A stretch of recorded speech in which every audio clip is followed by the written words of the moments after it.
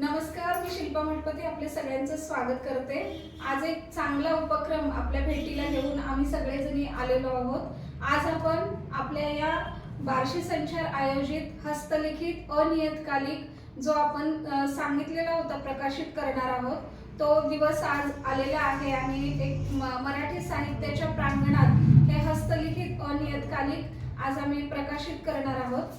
आज सावित्री मातेची जयंती 193वी जयंती सावित्री मातेची आहे, जिच्या योगदानाने आम्ही सगळेजणी आज या ठिकाणी उपस्थित आहोत। सावित्री मातेच्या चरणी क्रांतिज्योती सावित्री माता ही आमच्या सगळ्यांसाठी खूप आदर्श आहे।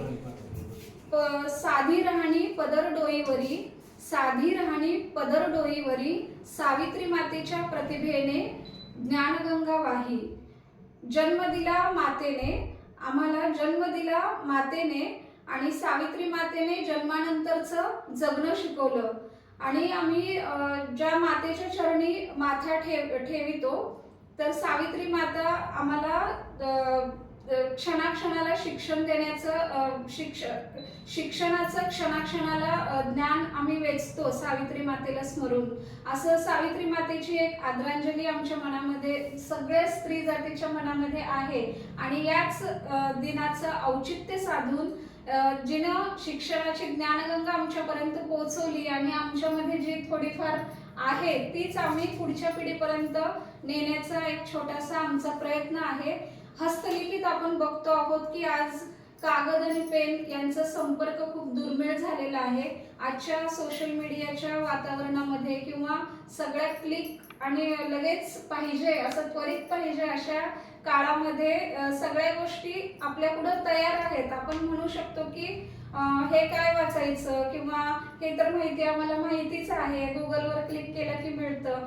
पण आपण म्हणतो ना की जसं फुलं जर गुगलवर आपण बघितले तर आपण आपल्याला देश परदेश अख्खा जग ब्रह्मांडातली फुलं दिसतील, परंतु जर तेच फूल आपण हातात घेऊन जर त्याचा सुगंध घेतला तर तो दुर्मिळच ना। हाच आमचा प्रयत्न आहे की आपल्याला सगळं ज्ञान जरी सगळीकडे भेटत असलं तरी जे अक्षराने आपण कागद आणि पेनाच्या संपर्कातून लिहितो आणि ते बघतो तो आनंद दुर्मिळच आहे आणि तोच आनंद देण्याचा प्रयत्न आमचा आहे, हा छोटासा प्रयत्न। आणि आपण बघतो आहोत की आज लिहिणं खूप कमी होत चाललेलं आहे, त्यामुळं माझ्यासारखंच या दोघींचंही मत आहे आणि आपण ऐकूयात या सुरेखाताई आगळे BSc LLMचं शिक्षण यांनी पूर्ण केलेलं आहे, उत्कृष्ट पालक आहेत, मार्गदर्शिका आहेत मुलांच्या, त्यांचीच ती मुलगी आहे आणि त्यांचं मत आपण ऐकूयात। नमस्कार। आज सावित्रीबाई फुले यांची जयंती आहे। सावित्रीबाईंनी त्यांच्या आयुष्यात मुलींच्या शिक्षणासाठी जी धडपड केली त्या प्रयत्नामुळे आज आम्ही इथे उभे आहोत। त्यांनी जर मुलींच्या शिक्षणासाठी काही केलं नसतं तर आम्ही इथे आज दिसलोच नसतो। या शिक्षणामुळे जसा हा वारसा पुढे नेत आलो तसंच आपल्या मराठी साहित्याचे जे ग्रंथ, काव्य, पोथ्या वगैरे आहेत त्या सगळ्या पुरातन काळापासून हस्तलिखित आहेत आणि त्या हस्तलिखित आहेत होत्या म्हणूनच आज आपल्याला त्या वाचता आल्या। आपलं पुराण काय आहे, आपल्या ग्रंथात काय आहे हे आपल्याला कळलं। जर ह्या हस्तलिखित नसत्या तर आपल्याला आपली प्राचीन कला माहिती झाली नसती। मग ही हस्तकला आता सध्याच्या या युगात लोप पावत चालली आहे। प्रत्येक जण आपलं एखादा ग्रंथ वाचायचं म्हणलं तर कॉम्प्युटरवरती किंवा त्याचं झेरॉक्स काढतात, प्रिंट काढतात किंवा मोबाईलवर पाहतात। एखादा निबंध लिहायचा म्हणला तर लगेच गुगलवर क्लिक करून वाचून घेतात। भाषण करायचं म्हणलं, माहिती शोधायची म्हणली तर लगेच ते गुगलवर हे करतात। पण कोणीही आजकाल ग्रंथालयात जात नाही, एखादे जुनी पुस्तकं काढून वाचन करत नाही। मग ही जे आपले पुरातन काळातले ग्रंथ, वाचण्याची कला, हस्तलिखित कला ही लोप होऊ नये म्हणून आम्ही एक छोटासा प्रयत्न केला आहे, जेणेकरून मराठी साहित्य, आपल्या मराठीमध्ये जे आहेत प्राचीन कला ते आपण स्वतः हाताने लिहून एक त्याचं अनियतकालिक तयार केलेलं आहे आणि हे अनियतकालिक पुढे न्यावं सर्वांनी म्हणून एक छोटासा प्रयत्न केला आहे की मराठी साहित्याच्या प्रांगणात हे एक अनियतकालिक आम्ही सादर करत आहोत आणि हे अनियतकालिक तुम्ही पुढे न्यावं ही माझी सर्वांना विनंती आहे। यानंतर प्रियंका स्वामी, हिचं अक्षर खूप सुंदर आहे, बँकेमध्ये जॉबला आहे आणि ऍक्टिव्ह आहेच, सगळ्यामध्ये कलेमध्ये पारंगत आहे. तिचं मत आपण ऐकूया. नमस्कार. आज वार्षिक संचारतर्फे जो हा कार्यक्रम ठेवलेला आहे की सावित्रीबाई फुले यांच्या जयंतीनिमित्त आपल्याला एक अशी संधी मिळालेली आहे की ज्या संधीपासून आपण खूप वंचित होत चाललेलो आहोत, जेणेकरून आज लहान मुलांच्या प्रत्येक गोष्टीला आपण लक्ष देतो, परंतु जे काही आपण त्यांच्या बौद्धिक क्षमतेकडे किंवा त्यांच्या शारीरिक क्षमतेकडे प्रत्येक गोष्टीकडे आपलं लक्ष असतं, त्याचबरोबर त्यांचे जे काही गुण आहेत, माणूस म्हणतो की देवाने काहीतरी गुण प्रत्येकाच्या अंगी दिलेला असतो, पण तो गुण आपल्याला आपलं मूल मोठं होईपर्यंत सुद्धा लक्षात येत नाही. मग ते छोट्या गुणांपासून मोठ्या गुणांपर्यंत काही असू शकतं. मग त्याच्यामध्ये तुमचं अक्षर असू द्या, तुमचं वाचन असू द्या, किंवा तुमच्या लक्षात राहण्याची एखादी कला असू द्या, किंवा तुमचं बोलणं, व्यक्त होणं, या प्रत्येक गोष्टी प्रत्येकाच्या अंगी असतातच, नाही असं नाही. फक्त आपण त्याला जाणीवपूर्वक आपण त्या गोष्टींच्याकडे दुर्लक्ष होतच आपलं. पण एकच माझं असं म्हणणं आहे की आपल्या मुलांच्या प्रत्येक गोष्टीकडे लक्ष द्या. एका विशिष्ट वळणावर आपल्या मताने मुलांना चालू देण्यापेक्षा मुलांच्याकडून आपल्याकडे काय येतंय, मग ते कुठल्याही प्रकारचं गुण असू द्या, गायन असू द्या, वाचन असू द्या, हस्तलेखन असू द्या, किंवा काही असू द्या, त्याच्यामध्ये आपण मुलांना सहकार्य करून आपण त्यांना पुढे जाऊ दिलं पाहिजे. अनेक अशा गोष्टी आहेत की त्यांच्यापासून आपण स्वतः मुलांना वंचित ठेवतो. जर आपणच प्रयत्न नाही केले तर आपली मुलं पुढे जाणार कशी? जर समजा आपल्याकडे काही गुण असतील तर तेही त्यांना आपण सांगितले पाहिजेत, किंवा त्यांच्याकडचे असलेले गुण आपण जाणून घेतले पाहिजेत. छोट्या छोट्या गोष्टींपासून मुलांच्याकडून खूप शिकायला मिळतं. छोट्या वयामध्ये जे गुण त्यांनी हे करतात, स्वतः त्यांनी दाखवतात, पण ते मोठे होईपर्यंत त्यांचे संपलेले असतात का, तर त्याच्याकडे आपणही दुर्लक्ष करतो. पण ह्यांनाच आपण जर वाव दिला तर त्यांचा आनंद घेत घेत ते त्या गोष्टीला पुढे नेऊ शकतात. मग ते कोणतीही असू द्या. आता मॅडमनी एवढा मोठा कार्यक्रम फक्त ह्या हस्ताक्षरासाठी किंवा आपल्या व्यक्त होण्यासाठी ठेवलेला आहे, तर व्यक्त होणं ही सोपी गोष्ट नाही. व्यक्त होण्यासाठी सुद्धा त्या स्टेजवर आपल्याला बोलणं किंवा आपल्या मनातली एखादी गोष्ट आपल्या कागदावर उतरवणं ही सुद्धा खूप मोठी गोष्ट आहे. अनेक गोष्टी आपण न बोलल्यामुळं किंवा आपण न लिहिल्यामुळं आपल्या आयुष्यातल्या राहून जातात. मग त्याचा काळ गेल्यानंतर आपल्याला असं वाटतं की आपण त्यावेळेला हे केलं असतं तर आज आपल्याला सुद्धा हे मिळालं असतं. म्हणजे जर तर ठेवण्यापेक्षा ज्या वेळेला वाटतंय तुम्हाला त्यावेळेला करून घ्या. असं मला वाटतं की आता मला बोलायला संधी मिळाली ना तर मी 2 शब्द तरी बोलायला पाहिजेच. मोडके तोडके होईना पण मला ते व्यक्त करता आले पाहिजेत. नाही, उत्तम एवढंच आहे माझं म्हणणं. एवढंच आहे की आता एवढं त्यांनी परिश्रम करतात तर आपण त्यांना साथ देणं म्हणजे आपलं त्यांच्यासाठी म्हणजे आपल्याला एक छोटी संधी मिळाली की त्यांच्या एवढ्या मोठ्या कामात आपण छोटासा वाटा घेऊ शकतो. तर सगळ्यांनी पण हा वाटा उचलावा आणि ह्याचं प्रकाशन करताना किंवा केल्यानंतर ह्याच्यासाठी सर्वांनी आपलं थोडंसं तरी ह्याच्यासाठी आपलं हे द्यावं, योगदान द्यावं अशी माझी इच्छा आहे. अरे वा, छान बोलली प्रियंका. बार्शी संचार हे दरवर्षी महिलांसाठी कोणते ना कोणते उपक्रम सादर करते. कधी निबंध स्पर्धा असते, कधी भाषण स्पर्धा असते, आणि त्यामुळे बार्शी संचारना ना हे महिलांसाठी एक उपयुक्त साधन आहे पुढे त्यांच्या कलांना वावगून देण्यासाठी. अरे वा, थँक्यू. खूप छान बोलल्या दोघी जणी, आणि हे सगळं उत्स्फूर्त होतं त्यांचं, त्यामुळं चांगलं वाटलं ऐकून.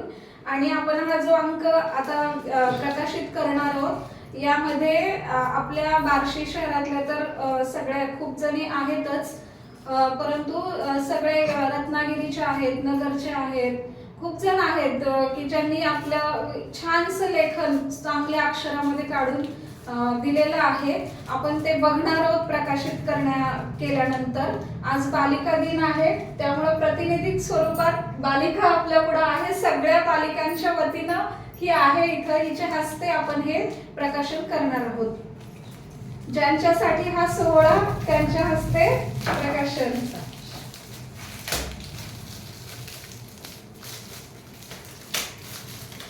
मराठी साहित्याच्या प्रांगणात प्रत्येकाने यावं, आपली कला सादर करावी. प्रांगणच इतकं छान आहे ना मराठी साहित्याचं, जे शब्द अलंकार अर्थालंकाराने सजलेलं आहे आणि कथा पुरातन आहे. काळात ग्रंथपोथ्या लिहून ठेवल्या होत्या, त्यामुळे आपल्याला मिळाल्या. मिळाल्या. तसं आता ही पुढे परंपरा चालू ठेवायची. कथा आहे, काव्य आहे, इतर ठिकाणची माहिती आहे.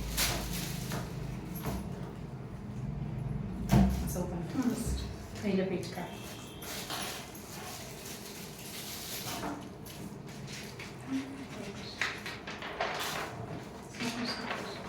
असं हे एक छानसं मुखपृष्ठ आम्ही बनवलेलं आहे.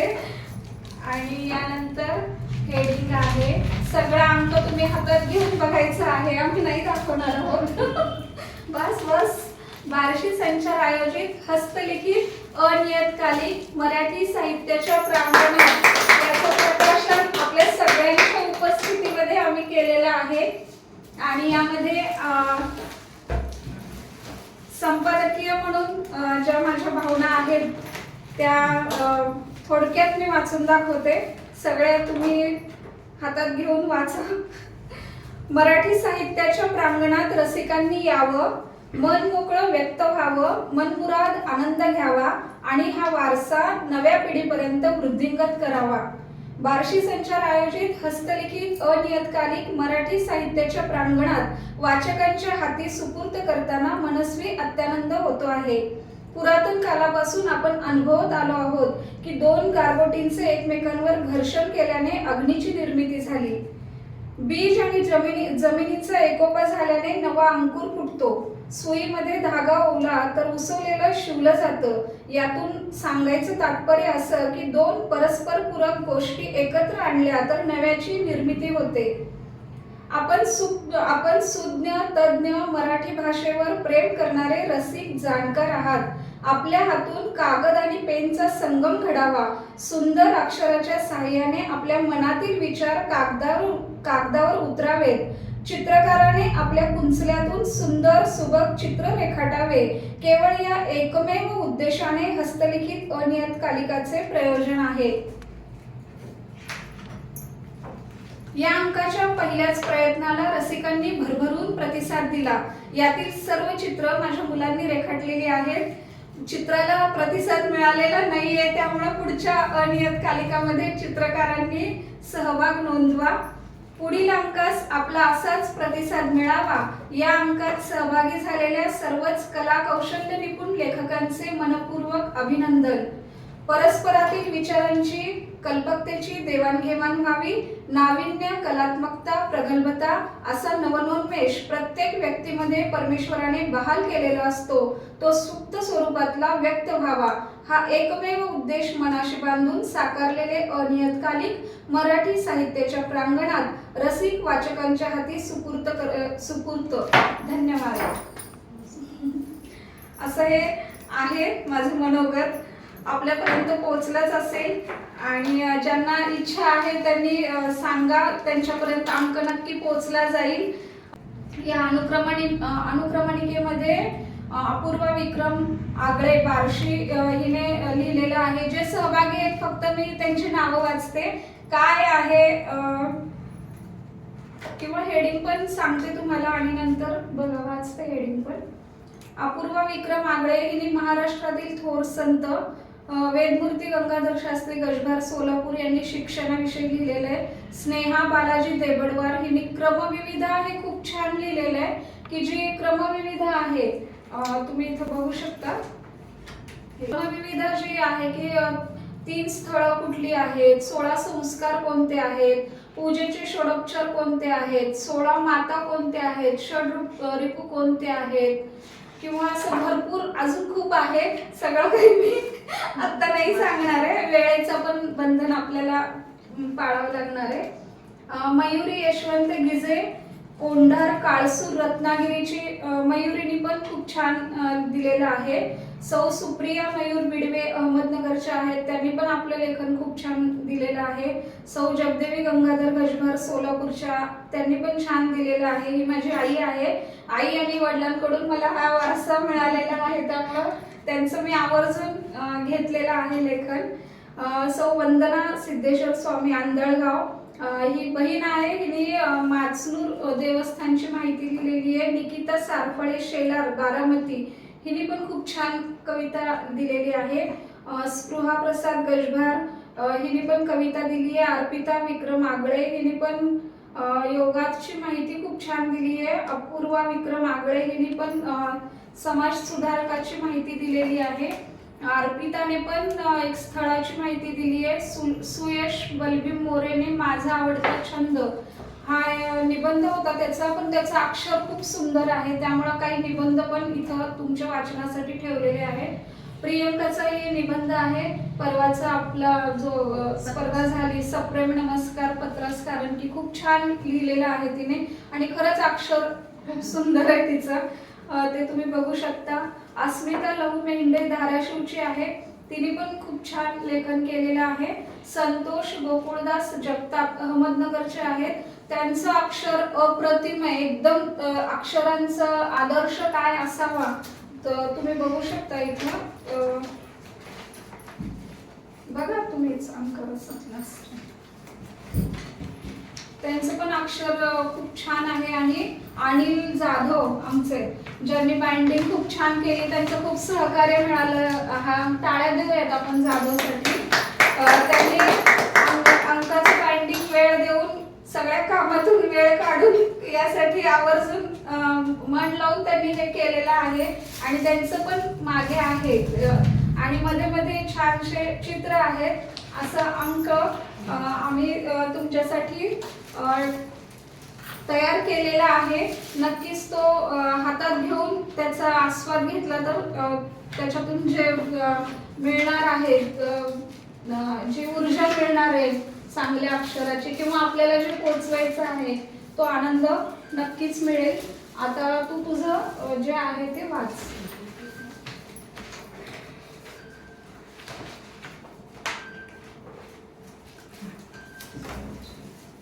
कसं वाटलं तुम्ही सांगा. अंक छान वाटला, खूप छान, सुंदर. मी पाहिलेला किल्ला ऐतिहासिक स्थळ. कोरोनामुळे 2 वर्ष घरातच बसून कंटाळा आला होता, त्यामुळे मी पप्पांकडे हट्ट केला व बाहेर फिरण्यात निघालो. आम्ही महाराष्ट्राच्या सिंधुदुर्ग जिल्ह्यातील अरबी समुद्रातील शिवाजी महाराजांचा बांधलेला किल्ला पाहिला. पाण्यातील आरामदायक म्हणजेच समुद्र मार्गातून होणाऱ्या संकटात निरीक्षण करून महाराजाचे रक्षण करणारे असा तटरक्षक सिंधुदुर्ग किल्ला पाहण्यासाठी जायचे होते. माझा आनंद गगनात मावेना. मी खूप आनंद झाला होता. मी आई बाप्पांना, मोठी बहीण व लहान भाऊ असे एकत्र निघालो. सिंधुदुर्ग हा किल्ला भर समुद्रामध्ये असल्यामुळे आम्हाला नावेने समुद्राला किल्ला पाहण्यासाठी जावे लागले होते. या अर्थातच समुद्रातून जात होते तेव्हा समुद्राच्या मोठ्या लाटा नावेला आदळत होत्या, त्यामुळे खूप भीती वाटत होती व प्रत्यक्षात हा किल्ला कसा बांधला असावा याचे प्रश्न मनात येत होते. जोपर्यंत आम्हाला किल्ल्याजवळ गेले नाही तोपर्यंत किल्ल्याचे प्रवेशद्वार दिसले नाही. किल्ल्यात दारावर मारुतीची व महादेवाची छोटी मंदिर होती. तेथून पुढे गेल्यावर बुरुजावर जाण्याचे मार्ग होता. बुरुजावर गेल्यानंतर जवळजवळ 15 मीटर लांबीची प्रदेश सहज दिसत होता. गडावर ठिकठिकाणी तोफा ठेवण्याची जागा होती. बंधन रोखण्यासाठी तटाला भोगे ठेवली आहेत. सैनिकांसाठी पायखाने आहेत. छत्रपती शिवाजी महाराज 300 वर्षांपूर्वी सार्वजनिक स्वच्छतेचे संदेश यातून दाखविला आहे. खूप छान लिहिली आहे तिने. असं सगळ्यांनी व्यवस्थित अक्षर काढून रेगा मारून आकर्षक असं बनवलेलं आहे. आणि हा आमचा छोटासा प्रयत्न आहे आणि ह्याच्यामध्ये खरंच सगळ्यांनी खूप मेहनत घेतली आहे. म्हणजे दिसून येईल तुम्हाला जेव्हा तुम्ही अंक बघाल, कारण लिहिणं सोपं नाही आहे. आता दुर्मिळ झालेलं आहे आणि एवढं रेखीव असं वेळ देऊन लिहिणं, सगळं रेघा मारणं अक्षरांवर. खूप जणांना आता अक्षरांवर रेघा मारायची पण सवय नाहीये, त्यामुळं हे असं व्यवस्थित लिहिणं आणि अर्थबोध होणं हे खूप दुर्मिळ आहे आणि हे नक्कीच तुम्हाला तुमच्या पुढं आणताना आनंद होतोय. खरंच मनस्वी शब्दात नाही सांगू शकत. त्यामुळं नक्कीच अंकाला भेट द्या आणि हा अंक बघा. अंक बघितल्यानंतरचं मत. अंक खूप छान सादर झालेला आहे. याच्या पाठीमागे कष्ट खूप आहे. हा, मेहनत खूप आहे. ज्यांनी मेहनत केली त्यांच्या मेहनतीला तुम्ही वाव दिलेला आहे. खरंच खूप आहे. प्रत्येकाचं अक्षर जे यावरून कळतं की एखाद्या गोष्टीला दाब मिळणं सुद्धा तेवढंच महत्वाचं असतं. ते प्रत्येक ठिकाणी भेटत नाही. ते गुण स्वतःच्या स्वतःकडेच राहतात.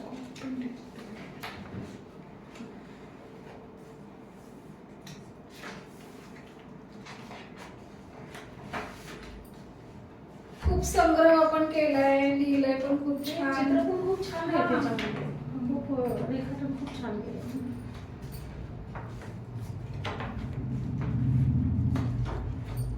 किती सुंदर अक्षर एकदम. आणि वय त्याचं किती खूप लहान आहे. ते चौथीच आहे. चौदाच्या वयामध्ये एवढं सुंदर अक्षर आहे त्याचं. ते तुझं अक्षर किती छान आहे. कॉलम मध्ये होतं ना, छान होतं ते.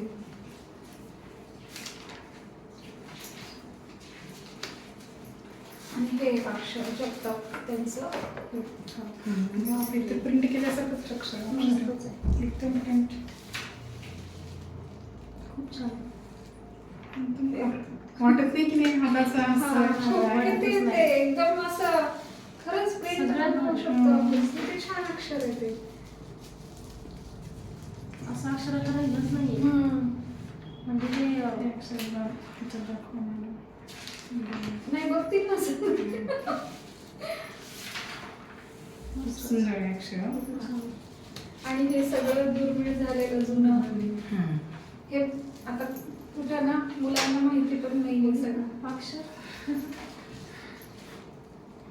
जे खेळ आहेत जुने, गोट्या, हे जिबली, सगळं चालू सांगितलंच वाटत नाही. असं वाटतंय प्रिंट काढल्यासारखं. एकदम प्रिंट. हीच अनुभूती आपल्याला घ्यायची आहे. त्यामुळे हा अंक आपल्या सगळ्यांसाठी तयार आहे, सुपूर्त आहे, आपल्यासाठीच आहे. फक्त भेट द्या, घ्या आणि आस्वाद घ्या. धन्यवाद.